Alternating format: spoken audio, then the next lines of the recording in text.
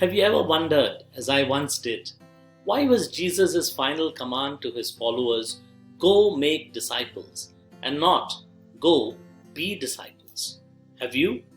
Jesus could have easily said, be disciples, but he did not. Don't get me wrong, being a disciple of Jesus is very important, and I am not minimizing its value. But making disciples moves us to the next level, since one can't make disciples without first being a disciple. This command of Lord Jesus is actually an invitation. He invites us as his followers to partner with him in making the world better by thinking more about others than ourselves. Once I got this insight, I've intentionally tried to live out the idea of making rather than just being. What do I mean by this? Let me give some personal examples to show how I've applied this insight both for the Great Commission and, importantly, even beyond it. Currently, I'm in leadership positions at work, at church, and in volunteer organizations. I not only take my leadership roles seriously, but intentionally groom others to be able to easily replace me and other leaders when the time comes. In other words, I'm both a leader and a leader maker at the same time. Another example is my role as a teacher at my college and in different Christian settings. I consciously look for opportunities to mentor colleagues in all these settings, especially new teachers. So I'm not just being a teacher, but an intentional and active teacher maker. Each one of us are involved in something valuable, something bigger than us. We have some kind of vision for our lives and have values that are very dear to us.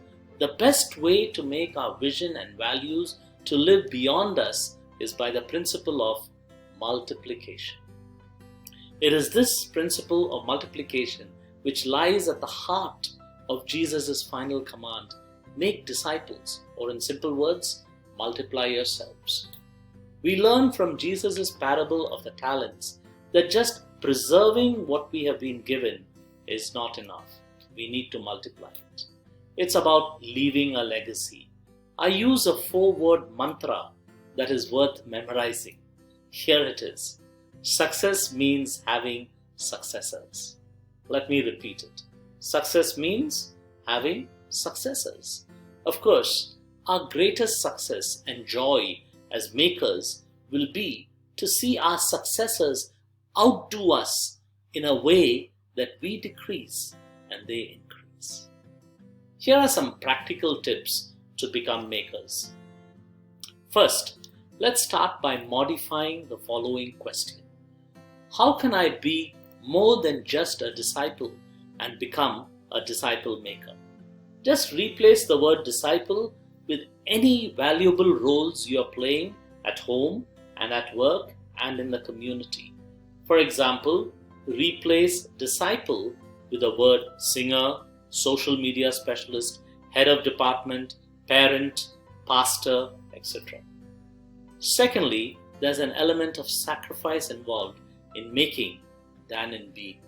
It involves sacrifices of time, money, and energy that we need to be willing to make. As we count the costs of our sacrifices, let's find encouragement in Paul's words in Acts 20:35, that it is more blessed to give than to receive.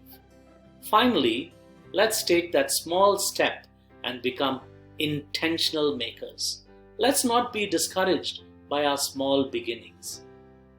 Remember that within a tiny apple seed planted lies the potential of not just an apple tree, but an entire apple orchard. As we step out in faith, may God bless and grow all that we do. Who knows, we may soon hear people say about us what they said about the first disciples in Acts 17:6. These people have turned the world upside down. Even if that world is just a tiny part of the globe we inhabit, isn't it worth it? May God bless us as we become intentional makers.